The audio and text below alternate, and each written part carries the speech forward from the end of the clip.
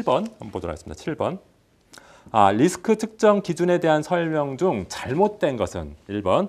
변동성은 분포의 표준 편차를 말하며 이는 평균을 중심으로 어느 정도 퍼져 있는가 하는 산포도, 산이란 산 분산됐단 말이죠. 산포도를 측정한다. 무슨 소리냐면요. 일반적으로 변동성은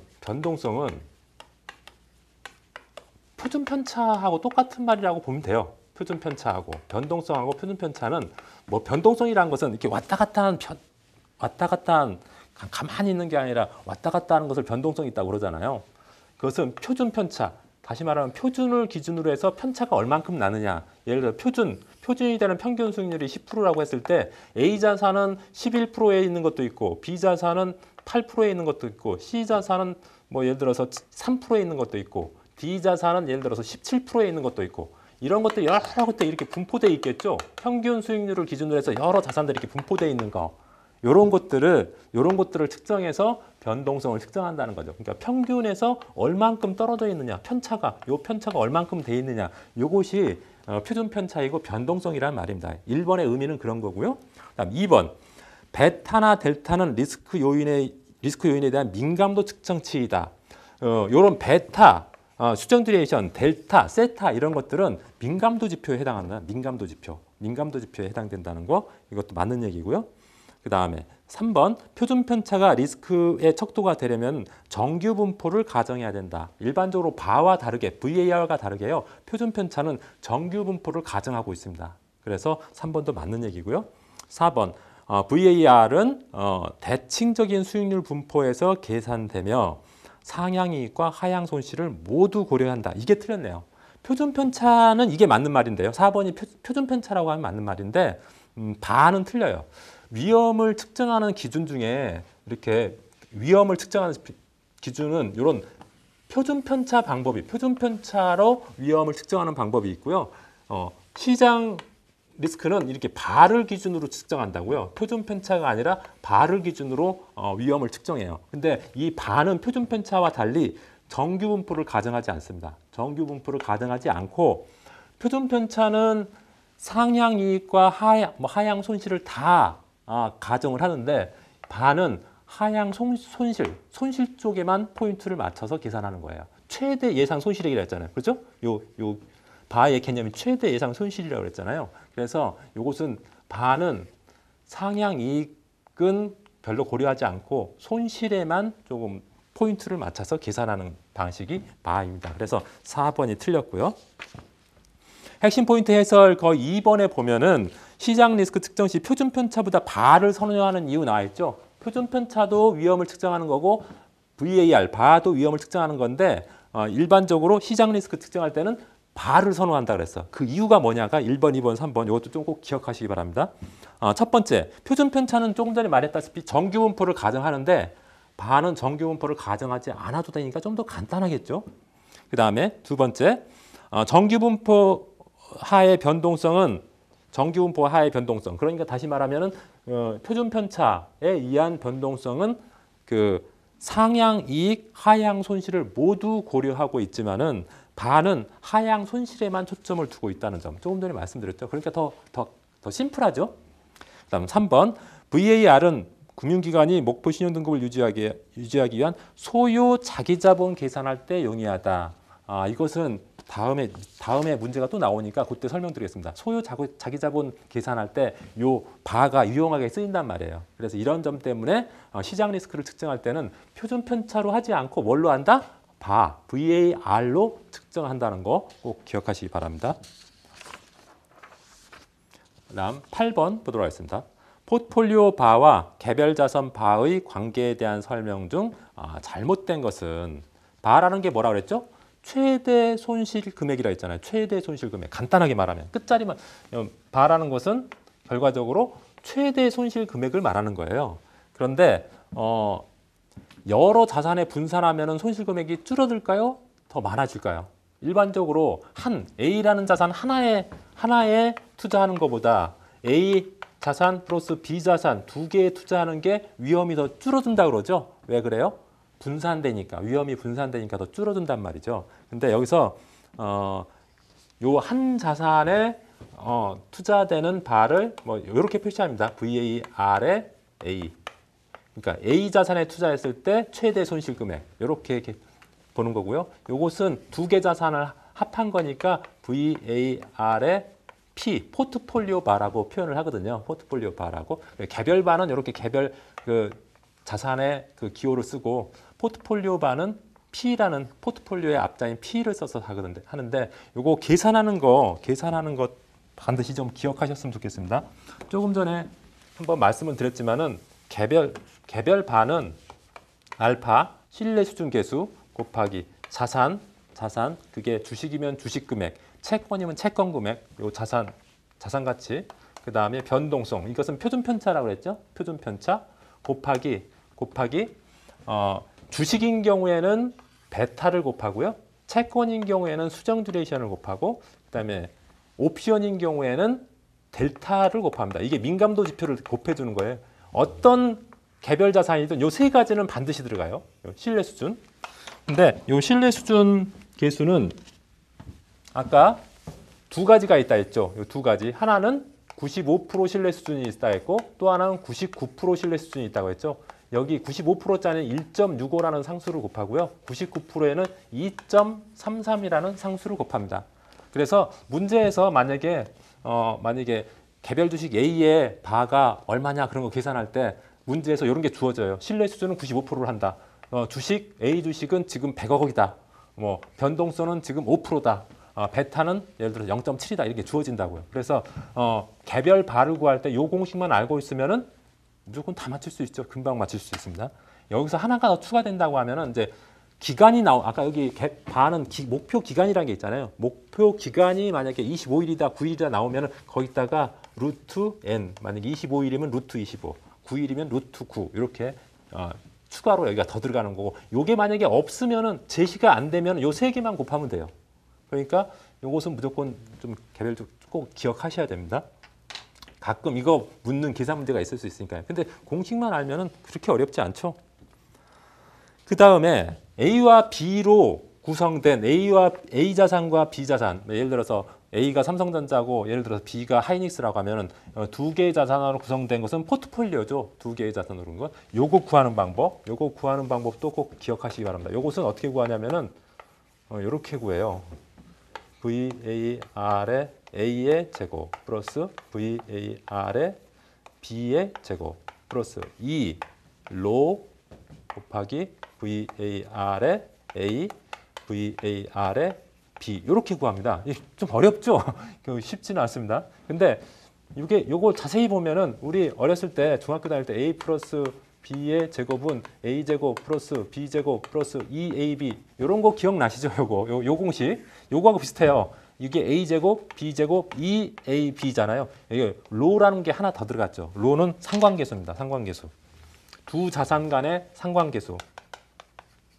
그래서 만약에 시험 문제에 나오면은 요거 값이 얼마고 요거 값이 얼마고 로 값이 얼마라는 게 주어져요. 그래서 요것을 숫자만 딱 대입하면 요 포트폴리오 바의 값이 나오겠죠. 그래서 요 두 공식은 반드시 외우셔야 됩니다. 문제 한번 보겠습니다. 1번. 일반적으로 포트폴리오 바는 개별 자산 바의 단순 합보다 작다. 이게 무슨 소리냐면은 포트폴리오 바는 두 개 자산을 합한 거잖아요. 그래서 그 두 개를 합하면은 바는 위험이죠. 바는 최대 손실 금액이니까 손실 금액은 적어지겠지. 하나 했을 때보다 두 개 하면은 손실 금액은 적어지잖아요. 그래서 1번은 맞는 말이겠죠. 다음 2번. 두 자산의 상관계수가 1이면 분산 효과는 전혀 없다. 분산 효과라는 말은 다른 말로 표현하면은 VAR 감소 금액, 다른 말로 표현하면 위험 감소 금액이라고 볼 수가 있겠죠. 상관계수가 1인 경우, 예를 들어서 A 자산과 B 자산이 상관계수가 1이라는 것은 뭐냐면은 상관관계가 똑같다는 거예요. 예를 들어서 삼성전자의 위험도가 예를 들어서 이게 평균 수익률이 10%인데 어떤 자산은 예를 들어서 플러스 12%짜리가 있고 어떤 자산은 마이너스 7% 자산도 있을 거고 어떤 자산 또 플러스 12%가 있고 어떤 자산은 7%가 있을 거. 어떤 사람은 마이너스 5%짜리도 있을 거고 평균이니까 평균보다 높은 것도 있고 평균보다 낮은 것도 있잖아요. 이럴 때 A 자산도 12% 나고 B 자산도 12% 난다고 하면 이것은 두 개 다 상관관계가 1이라고 보는 거예요. 그러니까 관련성이 똑같으면은 1이라고 보고요. 관련성이 완전 반대면 마이너스 1. 그 다음에 그냥 평균 수준이면 그냥 0이라고 보는 겁니다.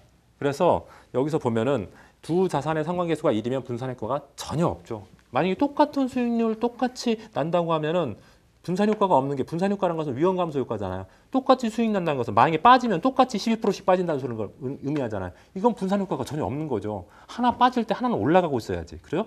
예를 들어서 이 자산하고 요 자산하고 만약에 두 개를 산다고 하면 요거 빠질 때 요건 올라가겠죠. 이런 게 분산효과가 있는 거죠. 그죠? 똑같이 상관관계가 1인 것은 분산효과가 전혀 없습니다. 그래서 2번도 맞고요. 3번, 상관계수가 0이면 포트폴리오 VAR은 개별 자산의 바의 단순 합보다 작다. 포트폴리오가 0이라도 분산효과는 있으니까 3번이 맞는 말이죠. 다음 4번, 상관계수가 마이너스 1이면 리스크 분산효과가 가장 작아진다가 아니라 상관계수가 마이너스 1이면 리스크 분산효과가 가장 커집니다. 가장 커집니다.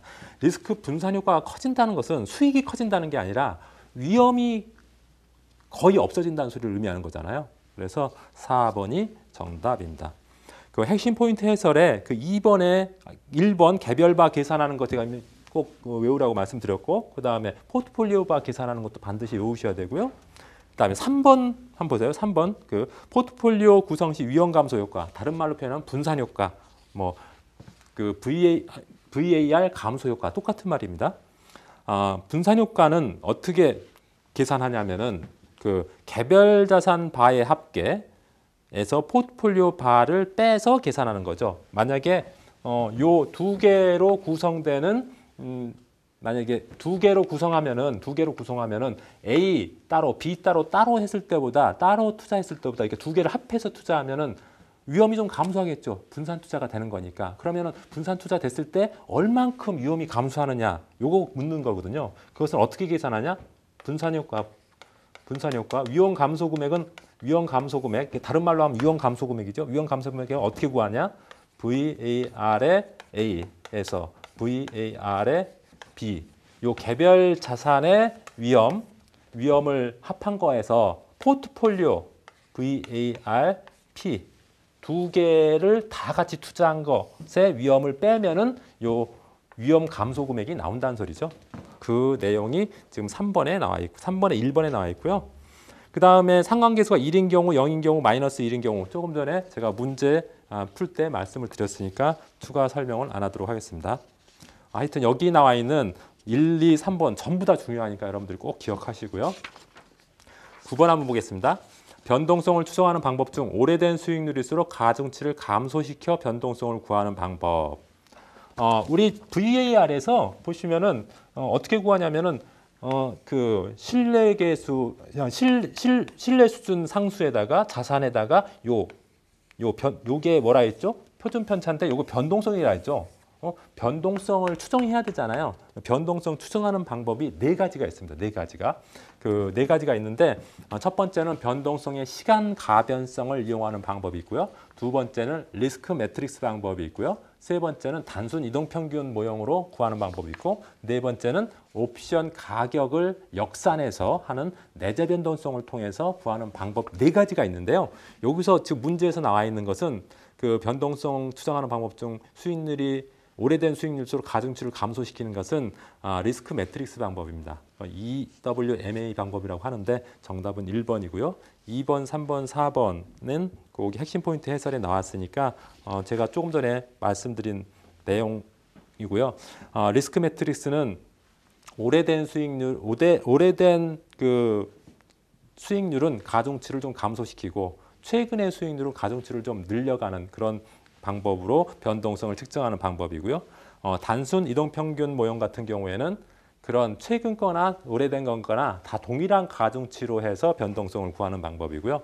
옵션의 내재 변동성을 통한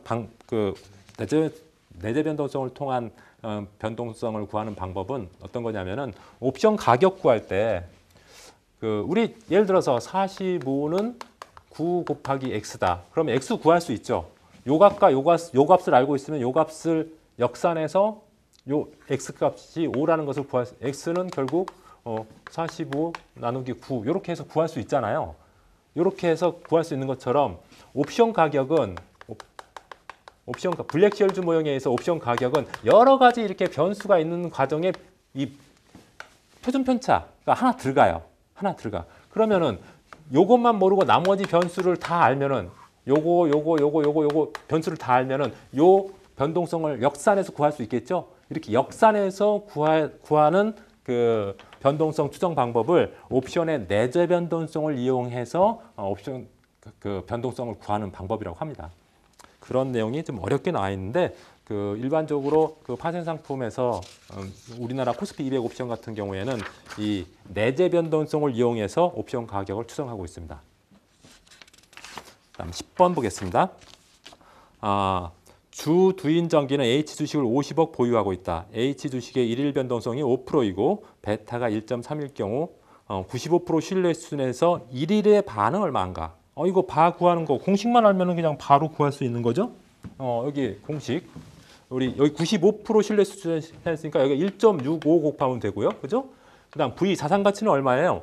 H 주식 50억이라 했잖아. 50억 곱하고 50억 곱하면 되고 변동성은 일일 변동성 표준 편차는 5%라고 나왔습니다. 5%니까 0.05죠. 그 다음에 베타는 1.3이라고 나왔습니다. 1.3. 그 다음에 일일 바라고 나왔으니까 일일 여기는 일이 들어가 있죠. 루트 1이 되겠죠. 요거 곱하면 답이 나오겠죠. 보통 이 일이 날짜가 목표 기한이 주어져 있지 않으면 여기까지만 곱하면 되고요. 만약에 날짜가 주어졌다고 하면 루트에다가 날짜를 집어넣으면 답이 되는 겁니다. 그러니까 공식만 외우면 아주 쉽게 풀 수 있는 문제고요. 그 다음에 핵심 포인트 그 해설에 두 번째 콜옵션 바라는 게 나왔어요. 콜옵션의 그러니까 최대 손실 금액을 말하는 거겠죠. 최대 손실 어떻게 구하냐? 거기 보면은 콜옵션 바는 일주, 기초자산 일주의 바. 콜옵션 일주의 바가 아니라 기초자산 일주의 바라는 거 좀 여러분들 꼭 기억하시기 바랍니다. 기초자산 일주의 바에다가 델타를 곱한 거다. 구체적으로는 아까 여기다가 요거 그다음에 여기다가 델타를 곱하고 그다음에 n은 옵션 같은 경우는 루트 n분의 1로 그 계산을 합니다. 그렇게 계산한다는 거. 그것도 좀 기억하시고요. 그다음에 거기 좀 어려운 말이 나와 있는데 그 콜옵션 바의 그 문제점 동그라미 3번 문제점이 나와 있죠. 문제점 기억. 무위험 상태가 아니어도 델타가 옵션 포트폴리오 델타가 0이 될 수 있다. 일반적으로 위험이 없는 경우가 델타가 0이거든요. 근데 옵션을 여러 가지 조합하다 보면 사실 위험이 있는데도 0이 되는 경우가 있다는 거죠. 그래서 그런 게 문제점이다. 그다음 2번 양의 컨벡시티 또는 양의 감마를 갚는 포지션의 경우 선형으로 추정한 바의 값은 실제 바보다 과대평가된다. 이게 참 말이 어려운데요. 그냥 간단하게 이렇게 보시면 돼요. 예를 들어서 옵션의 위험은 이렇게 포물선으로 나타난단 말이에요. 포물선 형식이 반듯하게 나타나는 게 아니라. 근데 이런 것을 바로 측정하면은 이렇게 선형으로 표시가 돼요. 선형으로 표시된단 말이에요. 원래 실제 위험은 요건데 그러면은 만약 여기라고 보면은 여기 이 시점에 실제 바는 여기인데 여기 바를 계산해 보면 선형으로 표시되니까 여기에 표시가 된단 말이죠. 그러면은 요거보다 더 과대평가돼서 표시가 되는 거잖아요. 실제 바는 여기인데 선형으로 표시하다 보니까 이게 더 과대평가된다. 이렇게 보시면 되고 그다음에 음의 컨벡시티라는 건 보통 이렇게 오목한 형태인데 이것도 선형으로 표시하면 예를 들어서 여기라고 실제 바는 여기인데 실제 바는 이렇게 포물선 형식으로 이렇게 곡선을 나타내는데 선형으로 바를 그냥 선형으로 표시해 버리면 여기니까 여기보다 더 과소평가 원래 여기인데 여기로 계산되니까 더 과소평가되는 그런 결과를 낳는다. 그런 내용입니다. 11번 보도록 하겠습니다. 파생상품 바에 대한 설명으로 잘못된 것은 1번 콜옵션의 바는 기초자산 일주의 바에 베타를 곱하는 게 아니라 델타를 곱해서 추정한다 했죠. 델타. 그러니까 옵션의 바는 어디 있습니까? 여기 델타. 옵션의 바는 델타를 곱한다 했어요. 주식은 베타, 채권은 수정 듀레이션, 옵션은 델타를 곱하는 겁니다. 그래서 1번이 틀렸네요. 2번 페이어 수합의 바는 변동금리 바에 고정금리 바를 차감하여 추정한다. 페이어 수합이라는 것이 뭐죠? 이미 수업 시간에 여러분 배우셨죠? 페이어 수합은 고정금리를 지급하고 변동금리를 수취하는 그런 수합을 말하는 거잖아요. 그래서 변동금리 바를 수령하는 거니까 변동금리 바에서 그 지급하는 고정금리 바를 차감해서 추정할 수 있고요. 그 다음에 2번 통화 선도 계약의 바는 외화채권의 바, 원화채권의 바, 현물안의 바를 위험 요인 간 상관계수를 이용하여 합산한다. 이것은 교재에도 공식이 안 나왔으니까 그냥 그 바를 계산하는 요인들 요 네 가지 외화채권 바, 원화채권 바, 현물안의 바, 그 다음에 상관계수 요 네 가지가 바를 계산할 때 들어가는 요인이다. 그렇게 좀 알고 계시면 되겠고요. 그다음 FRA 매입 포지션의 바. FRA는 뭐죠? 선도금리 계약을 말하는 거잖아요. 선도금리 계약 같은 경우에는 선도금리라는 게 여러분들 기억하시고 있는지 모르겠네요. 이미 이 과목에서 나왔던 건데 예를 들어서 채권 3개월, 6개월 이렇게 있을 때 3개월 금리는 예를 들어서 뭐 2%다. 그다음에 6개월까지 금리는 3%다. 그럼 3개월부터 6개월까지 금리가 얼마냐? 이게 선도금리잖아요. 선도금리를 계약하는 것을 선도금리 계약이라고 하고 선도금리 계약을 영어로는 FRA라고 하죠. FRA. 요 FRA의 매입 포지션 바 매입할 때 FRA를 매입할 때 그러면 최대 손실 금액은 어떻게 계산하냐? 첫 번째 T1까지의 매입 바. T1은 요 짧은 거, 요게 T1 채권. 요게 T2 채권이겠죠?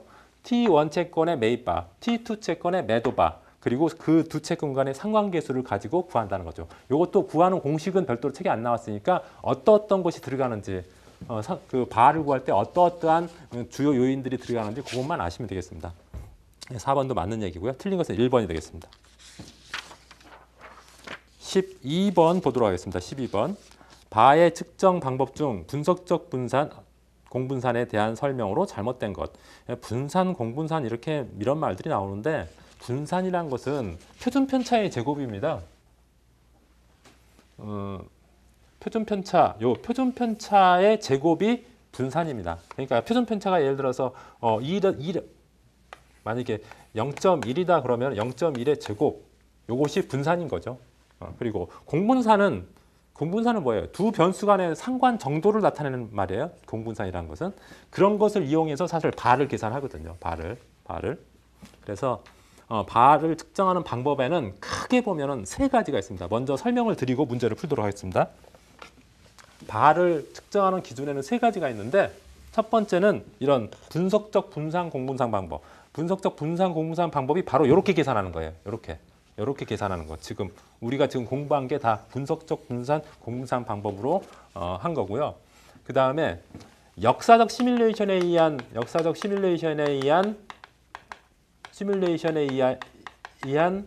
그 바를 추정하는 방법도 있는데 이것은 뭐냐면 예를 들어서 1월 1일에 수익 1%, 1월 2일에 수익 마이너스 2%, 예를 들어서 쭉 1년 동안 7월 31일에는 마이너스 18%, 예를 들어서 매일 그렇게 손익을 계산해 보는 거예요. 12월 31년 동안 30일까지. 12월 30일에는 플러스 3% 이렇게 매일매일 전부 다 계산해 가지고 전부 다 측정해 가지고 제일 손해가 많이 난 거 요것을 최대 손실 금액으로 정하는 거. 이런 게 역사적 시뮬레이션. 역사적으로 과거 그 수익률을 다 봐가지고 그 중에서 제일 손해 많이 난 거. 요것을 VAR로 측정하는 것이 역사적 시뮬레이션에 의한 그 VAR 측정 방법이라고 볼 수가 있고요. 또 한 가지는 몬테카를로 방법이 있는데요. 몬테카를로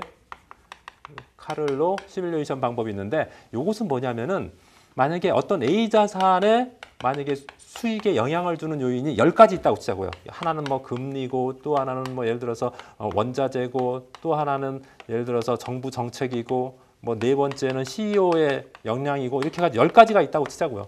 이것이 A 자산의 뭐 수익 손실에 영향을 주는 요인 전부 다예요. 이게 만약에. 그럼 이 전부 다에 대해서 금리가 어떻게 되고 원자재가 어떻게 되고 각각 이거에 따라서 어떻게 될 때 손실이 어떻게 나는 것을 역산을 계산해 가지고 제일 손실이 많이 난 것을 VAR로 측정하는 거죠. 이런 것이 몬테카를로 방법입니다. 이렇게 세 가지 VAR을 측정하는 방법, 추정하는 방법에는 이렇게 세 가지가 있어요. 우리 지금 책에 나온 것처럼 분석적 분산 공분산 방법, 그다음에 역사적 시뮬레이션에 의한 방법, 몬테카를로 시뮬레이션 방법, 세 가지가 있는데 여기서는 지금 첫 번째 분석적 분산 공분산에 대한 설명으로 잘못된 것. 1번 과거 자료를 이용하여 분산과 공분산을 측정하고 이를 값을 이용해서 VR을 측정하는 방법. 이게 분석적 분산 공분산 방법이에요. 1번은 맞고 2번 모든 자산의 수익률이 정규 분포를 따른다고 가정하고요. 3번 비선형 자산의 리스크를 정확하게 평가하지 못한다. 이것은 선형으로 표시되기 때문에 옵션은 수익 구조가 비선형이라 위험 구조도 비선형으로 되어 있거든요. 그래서 이런 부분을 선형으로 표시하기 때문에 사실은 정확하게 리스크를 측정하지 못한다는 그런 단점이 있습니다. 4번 완전가치평가법을 이용한다. 완전가치평가법을 이용하는 게 아니라 분석적 공분산 방법은 부분가치평가법을 이용합니다. 반면에 요거는 완전가치평가법을 이용합니다. 구분해서 좀 기억하시기 바라고요.